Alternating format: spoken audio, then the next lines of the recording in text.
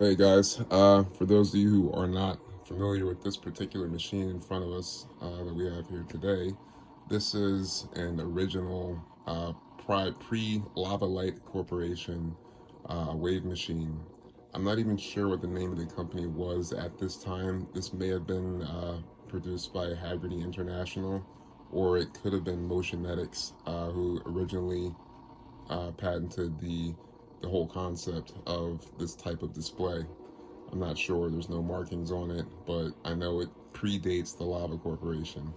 But this is from 1978. This is one of the original machines. It has a 21 and I believe 7/8 of an inch long vessel and very large base, as you can see.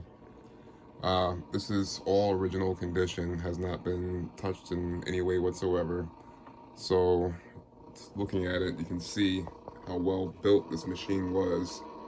It's got, looks like to be 3/8 inch acrylic used for the vessel. Very overkill, honestly. It just adds a lot of weight for no particular reason. Um, but very nicely made. And then the sort of sweeping style base that you see in the later model Caribbean 18-inch machines that Lava Simplex and Haggerty International made. It's very large. Get a size reference here. It's a big base. It is very noisy. Again, it's kind of expected for a machine that's over 40 years old, but still making waves. But I'm not sure what my plans are for this particular machine just yet. I mean, the first thing I plan to do is a restoration, which would be actually that would be a teardown, which means I'm planning to take apart the base and examine, reverse engineer all the components, and decide what needs to be done. Because again, it's quite noisy.